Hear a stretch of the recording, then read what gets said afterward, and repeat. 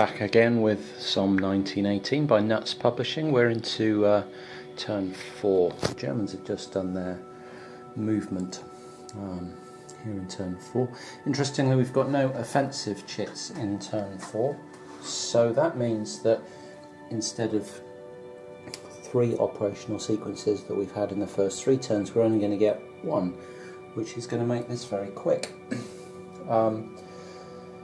One sort of interesting facet of that is that where the Germans have been able to surround and pocket things, like this group of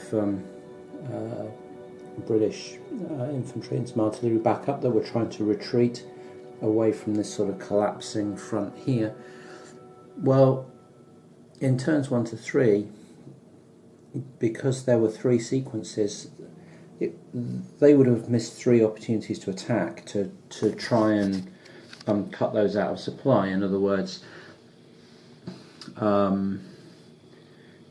the supply phases only happen at the start of the turn, and then you get 3 operational sequences. So cutting them out of supply would have meant sitting there for 3 operational sequences. Now it's only 1 because they just surround them. They probably won't bother to attack, but there's no way to get supply in there, so the British either attack to fight their way out or try and retreat, but they'll take step losses for each zone of control they move through while retreating, and that will be, fatal. So they probably have to sit there, but of course they're going to be out of supply and then they're going to be dead, removed. Similarly for these guys in here and these guys in here, so there's going to be a very quick mopping up exercise happening, and then these guys can move on. Up around Arras, the Germans are trying to extend the line and sort of just find somewhere where the Allies don't have enough resources to defend, so they're trying to push right round here, maybe even run over and try and threaten this army, or make army HQ, or make tracing its supply out to its allies more difficult, although really this HQ was keeping this area in supply, and with this area collapsed it doesn't have much function now because there's another British HQ in here, French HQ down there, another French HQ somewhere or other, in there. So the Allies have enough headquarters to keep things in supply. That one's a bit redundant now, but they'd rather not lose it. Anyway, yeah, like I say, Germans trying to extend the front so that they can work round towards that objective marker and maybe mop up some of this artillery and then start putting the squeeze on these lines, because they haven't really found a sort of potent way of attacking into this as yet. And of course trying to push down here towards Amiens, which is their overall objective. If they control both Arras and Amiens at the same time, then they win an instant sort of victory. So they're trying to push at both. Amiens, as you can see, a lot of all these RGs are where Allied forces had to retreat away from this area and retreated. The Germans got bad rolls, and the Germans forced them to retreat through their own troops and disorganise everything. But you can see the Germans pushed up against there, and there's a lot of French around that can defend. I don't fancy the German chances of actually taking the city, although they have grabbed an objective up there. So overall there's quite a big stack of objective chits here worth VPs that the Germans have. Casualties on either side, you can see lots of high quality German what would those be, brigades, mainly because their high quality stuff gets used as lead units and has to take initial casualties, and a lot of Stoßtruppen. Allied casualties, very heavy, lots of divisions in there, some of their higher grade stuff, some tanks, quite a lot of artillery mocked up as well. The Allies have air superiority this turn. They got a good roll, despite there being more German aircraft and the Red Baron still in the air. They have air superiority. What else? Oh yeah, something else to mention. The Germans are trying to trundle their artillery forward hopefully to get it into this battle before the game ends.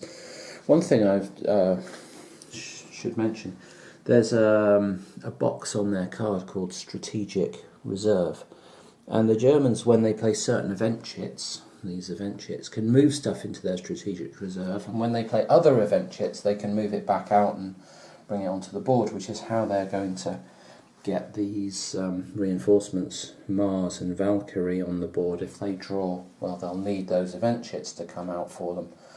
We'll see whether that happens. But what it would have meant, had I known what I was doing, is that when they got certain event chits, they could have shifted their artillery out into that strategic reserve, and then when they play the right event chit, they can plonk it down as part of the offensive. So instead of having to do this tedious manhandling artillery 1 or 2 hexes, they could have put it in reserve and then brought it back out of reserve, which would be very cool if you knew what you were doing. Unfortunately for them, one of the events that allows you to do that, I think it's better organisation. The Germans drew on their first turn and didn't want to play to do that because they needed their artillery for bombarding all these trench lines. So I didn't want to be lifting it off the map. But instead of keeping that event around, I rather squandered it on a bonus to their reserve or replacement roll, which was a complete waste. So yeah, now they're having to manhandle their artillery forward because I didn't know what I was doing, and I didn't know how difficult it was going to be to keep the artillery up with the front line, and it's very difficult indeed, as you can see from this great long line of artillery strung out along the road. Yeah, so there it is. Were I playing again, I'd know exactly what I was doing, or I'd have a better idea of what I was doing, and that's not to say the chits would come out in the right order and it still all might be very difficult, but there it is. So yeah, coming into the attacks section of turn 4, and yeah, like I say, the Germans won't bother to attack anything in here. They'll just let that supply kill this lot off, and the Allies are welcome to try and fight their way out if they want to try that. And there's likely to be an attack down in here by these 25th Guard and the 5th Division in there into that single RG hex in front of them. And I don't think a lot else at the moment. Probably quite a quiet turn for the for attacking.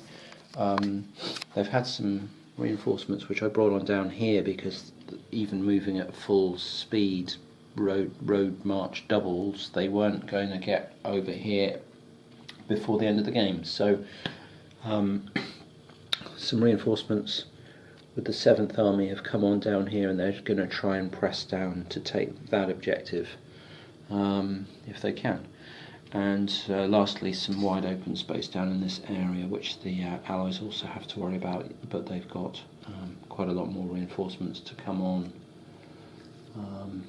yeah, when they get the opportunity. So what else to say? Oh, one last thing to say while I'm rambling, is that this line of reinforcements here, sequence 3, turn 3, this line of reinforcements which is comes on for the French, nowhere in the rulebook does it actually mention those. So you have this reinforcement schedule. Let's get this page out here. Reinforcement schedule, French reinforcements. Turn 3, first operational phase. Turn 3, second operational phase. Turn 4, the turn 3, third operational phase. Doesn't exist in the rulebook. But since all the rest of the French reinforcements come on a south map edge, it seemed fairly reasonable, but those did as well. But so it's not hard to work out how to play it. It is slightly surprising and a little alarming when you go to check where your reinforcements are supposed to come on and they don't seem to exist. Anyway, there it is. We've worked it out and continue. So the Germans have drawn Operation Valkyrie as one of their events here at the start of turn 5, but are choosing not to play it right now for a reason that I went into concerning cutting all of these British out of supply. They've got all these British pocketed. There's nowhere for them to go. They can't withdraw or retreat through zones of control. They're just stuck. If the Germans had played their Operation Valkyrie now, they would have 3 activations of doing nothing with that set of units, while those British waited to be eliminated for being out of supply. By not playing it now, they can eliminate all those units and then play their offensive next turn, and that will give them 3 activations with all these units who would otherwise be sat motionless doing nothing. So they're going to hold off on the offensive. That, because of another reason, that all the artillery not being able to move artillery back into the strategic reserve and then drop it back down again, that means that they'll hope to bump their artillery up a bit closer this turn, so that it might be more effective in a forthcoming offensive. And it means they've got this turn to kind of plan for that offensive, and they can also kind of keep the allies on their toes, because they don't know whether it will be based, up around here at Arras, or whether it will target Amiens down here. You can see that the allies have got a pretty solid defence. I know you can't see what's under these stacks, but it is a solid defence behind a river line down here, and they're holding the north side of the river, so it's going to be difficult to take the city for sure. Up here, if I pan out slightly more, you can see how the German lines are now sort of swinging around the south of the city and extending over this way, and obviously if this whole group here is freed up, they can then move into this space and start heading down here, threatening the city from a different direction, although it'll still be very difficult to get across the river, or they might find it more profitable to swing up round this way and completely encircle the city and hope that they can find a weak point where the Allies just don't have the troops to cover. So yes, still interesting choices for both sides, more so obviously for the attacker, but the defence gets a whole raft of reinforcements coming onto the board pretty consistently from turn 2 onwards, and so they've always got decisions to make as to try and how to channel them into effective areas. So yeah, here we are, start of turn 5, no offensive this turn, but that's because it really doesn't suit the Germans. Now it may be that they end up with clashes with offensives being played for both sides, but they're just going to in future turns, but they're just going to take that risk. Well, turn 5 whizzed past here at Somme 1918 without a great deal of movement. We've settled down into some fairly static lines again now.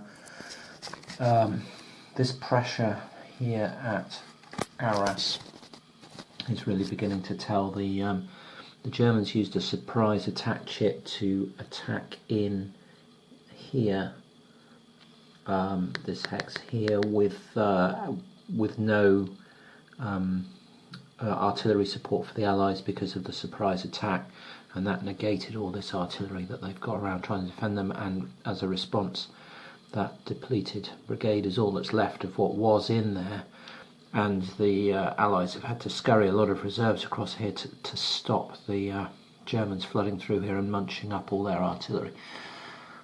They've pretty much, like I say, got no reserves at all now, so if anything in the line cracks at this stage, the whole thing's going to fall apart. That's looking really quite sticky. The Germans have got 2 turns, including an offensive chit to play, and they may well play it up here on, say, this 3-1 artillery up here, and try and break through this line maybe. Yeah, because they've got a lot of artillery, and there's not, well, there is defensive artillery. You can see a 3-1 in there and 3-1 in there, but whether they've quite got the range to get out here, maybe they have. Anyway, that looks like their best option, some sort of offensive up there. It'll also allow them to pile a lot of troops out of their strategic reserve here onto this HQ and reinforce this area. So this is looking like a real possibility for the Germans to break through there. Down here at Amiens, much less so. There's just so much French force here, and more turning up, and more turning up, and more turning up. Lots of artillery, lots of really big stacks. The Germans did manage to push across the river here, but the French have just got so much stuff all the way through here that city is not looking takeable, viable, and the Germans are just running out of force. You know, they've got one sort of big looking stack in here, but most of that's kind of Strasstruppen. It's not that tough. They're attacking across rivers, so they're halved.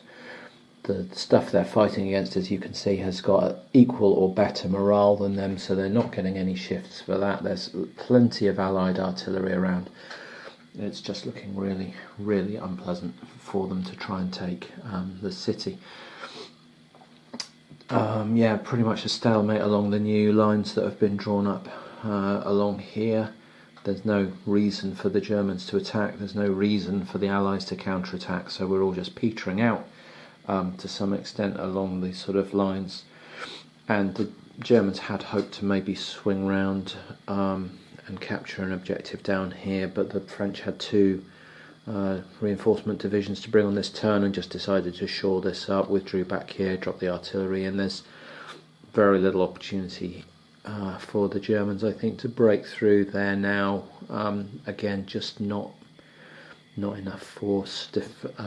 These French are in trenches, so they're kind of tripled in terms of defence strength, so you're not attacking into those for fun, and there's enough around to stop what the Germans had hoped to slide down in here and grab this objective maybe, or just push some artillery out the way, and then, you know, but it's just probably not going to happen for them. Those extra divisions for the French have probably shored that up.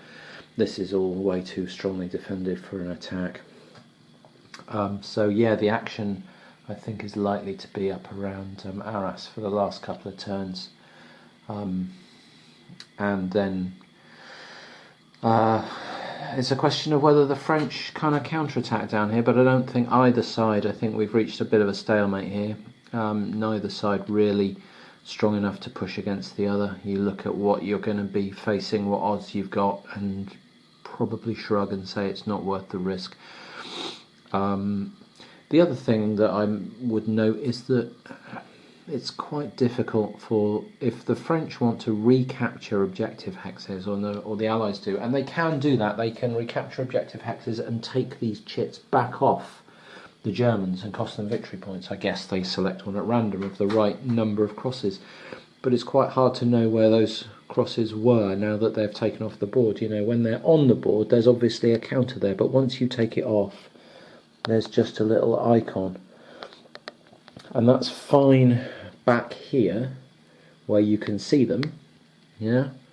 But the French or Allies aren't going to get back there.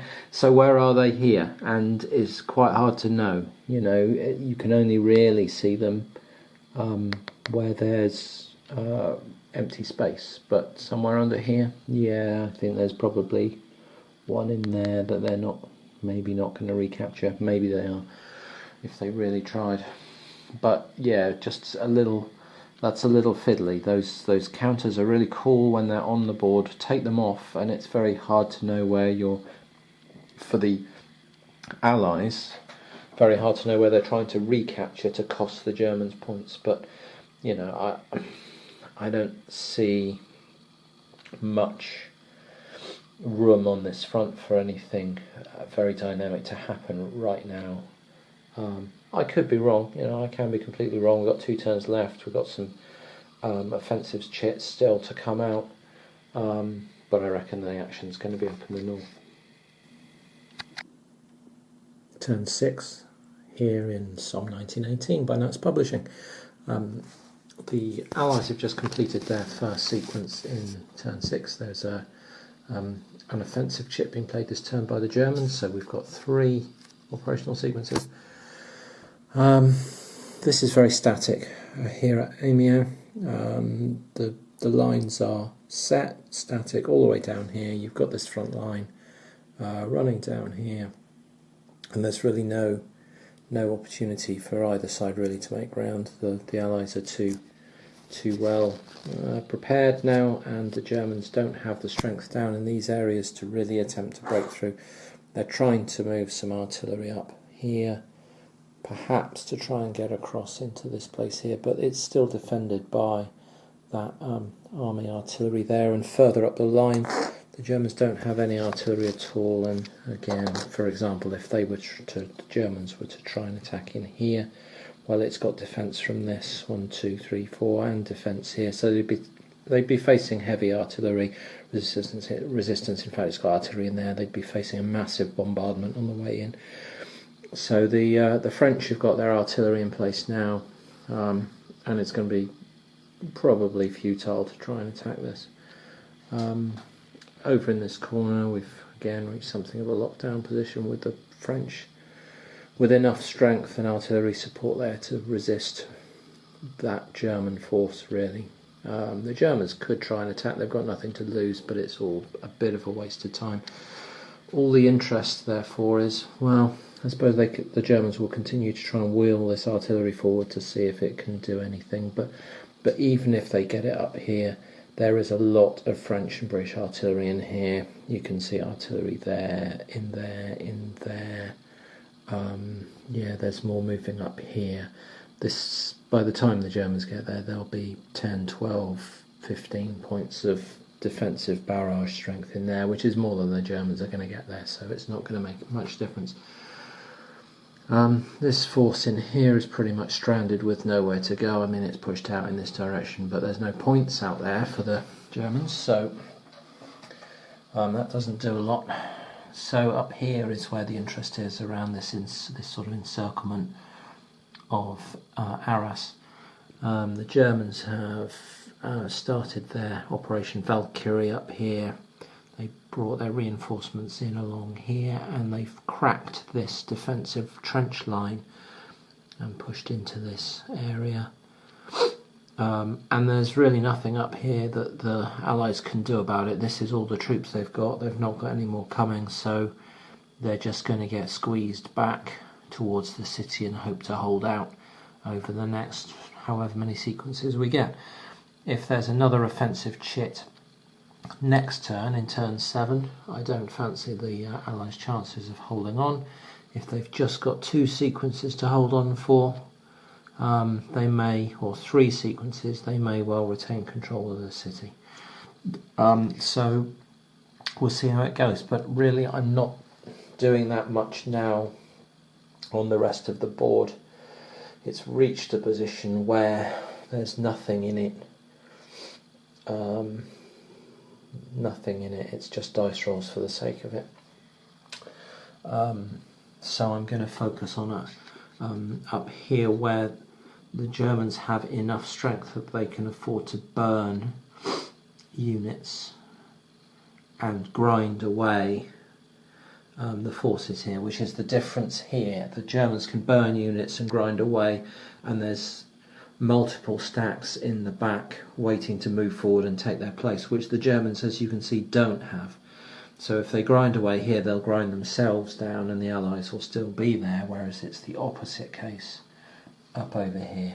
So I'm just going to mainly focus my efforts on the German operational attempts to take Arras and see where we get to.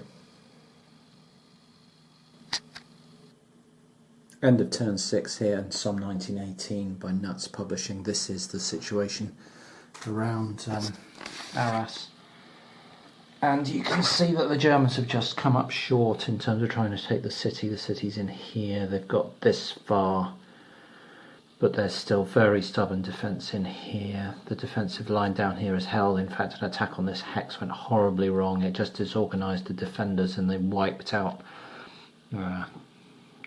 a division and 2 brigades or something. It was 9 hits on the attacker, 1 on the defender. It was horrible, even with all this artillery as backup, which did cause some damage, but the dice roll was just hideous. In fact, I think it was this dice roll here. Yeah, a 2 on the attack roll, perfect coordination for the defender. All really, really badly wrong. Yeah, they did push in here, but you know, some chits, a heroic defence chit and so on, just held out quite comfortably, and the Allies have a lot of artillery in here to back up their units against this artillery barrage they were facing, and all in all they held out. And we've just come into turn 7. I've drawn the random events chits, and the Germans have not drawn their Operation Mars event, so they're not going to be able to launch an offensive this turn. There's only going to be one operational sequence, and there isn't really any viable way they're going to get through in and take the city with one operational sequence. They don't. I mean, it's just, you know, it isn't really possible. I mean, there might be a 1,000,000 to 1 chance that they could do it, but I really don't think so. And so I think I'm going to call it here, because there really aren't any more points for the Germans to take. You know, they're not going to break through into Amiens. Their attacks down here, they tried attacking down here and it went horribly wrong. They took much of the worst of it, and their divisions, both these divisions, got hammered. So they don't have anything. They might have, I mean, it was worth trying, but it went wrong. They're not going to take that. They're not going to get in here. They're certainly not getting back there. They're not getting into either of the major cities. And so it's all over by the point scoring. So should we do the point scoring? Might as well, I guess. Yeah. Let's grab the rules then and tot up some points. So it says from this lot. Let's see if I can find the scoring. At the end of the game, the German player totals up his earned victory points, and from the subjective markers, and adds or subtract victory points for the following. Okay, well, so these are all the German. Let's just have a quick look at the objective markers. That's all the objective markers that the Germans have captured, quite a lot. There's the Allied casualties, pretty bad. There's the German casualties. A lot of these are brigades or regiments, whereas a lot of these are divisions. But these are the Germans. Lost a lot of their high quality stuff, because it tends to be lead units, where you can see the Allies lost a lot of morale 3 and 4 divisions and relatively little of their high quality stuff. You know, a few bits and bobs, some Canadians down there, but you know, managed to keep hold of their better quality troops a lot of the time, whereas the Germans were having to use them to attack. Anyway, let's grab these chits and pile them down a bit somewhere where we can have a look at them. There's quite a lot here. Sorry, this isn't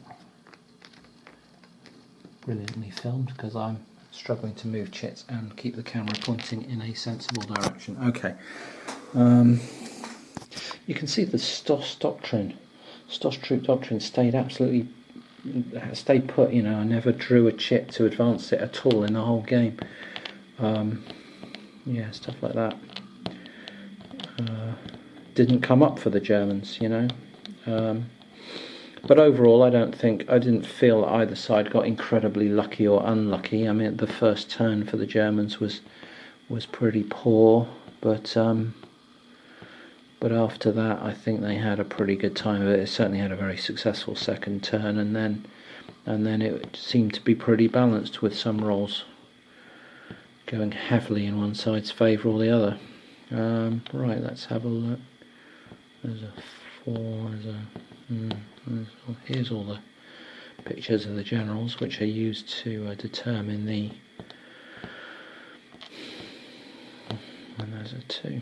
Okay, so from this lot, they've got 0, 0, 2, 6, 10, 19, 22, 23, 26, 27, 30, 31, 35, 40, 41 victory points. Okay.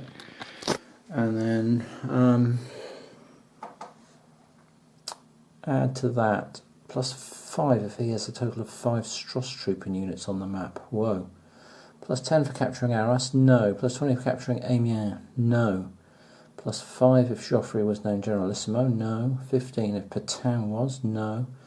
Plus 5 if the Doulon's Conference random event was not played? No, it was played. And minus 5 if Foch was named Generalissimo? He was. So that's 36.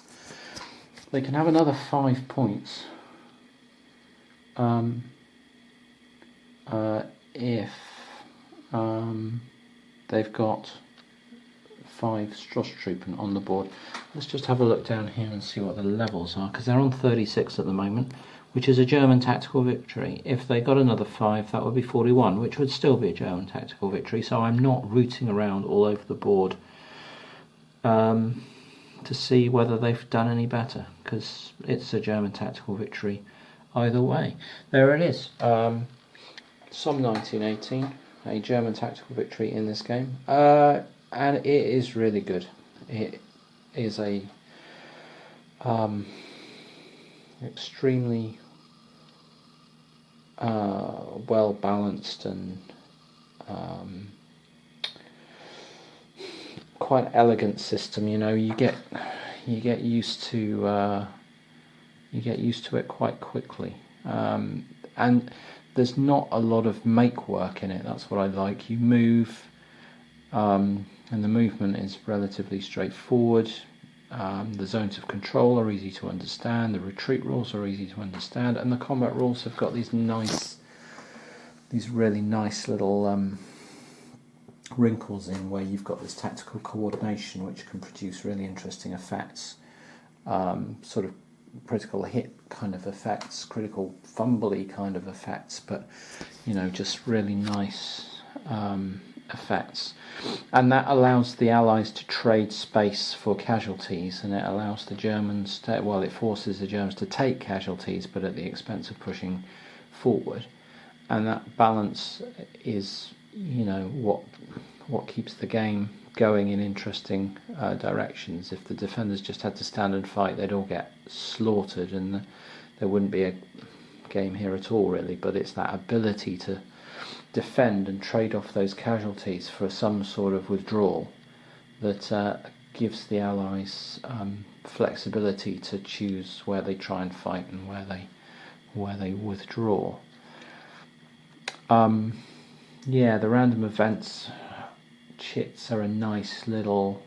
Certainly, the big ones like the offensives are interesting. Some of the smaller little chits, I almost forgot to play them because they're a bit ephemeral, really. I mean, maybe they're interesting in a really tight game. Maybe they really, really matter. But you know, a lot of them just sat around for me. Sometimes I could have done that better, but there was a lot to concentrate on. So the fact that some chits didn't get used doesn't worry me that much. Yeah, what else can I say about it? The other thing that I really like about it is that although, I mean, it's a one-map game, it's got a couple of counter sheets, so there's quite a lot of counters on the board, as you can see. They look like quite big stacks, but a lot like OCS, in any particular turn, once you get through turn 1, and even on turn 1, it's not like you're making 40 attacks on this map. You're making maybe 8, you know? You've got 6 or 8 key points along the line where you're trying to break through, where you're trying to break the defence down, where you can see an opening, and if you can push through it, then you've got an opportunity to advance. So you're not having to deal with hundreds of combats every turn. You know, on these last couple of turns, there's been maybe 3 or 4, you know, where you're just trying to crack key hexes, just to, you know, to get your breakthroughs. And that again makes the game very playable, and it seems very viable as well, you know. So in the whole game, I don't know, 7 turns, or 1, 2, 3, 9, 12, 13, 14, so 15 operational sequences, so there probably haven't been more than 100 attacks to roll out in the whole game. And so it doesn't have this huge overhead. The turns tick forward nicely as you play. Yeah, I'm really glad I got this. So if anyone's been following the whole thing and is looking for an interesting World War I game, which shows a transition back away from trench warfare into mobile warfare, this is right up there as something to try out for sure.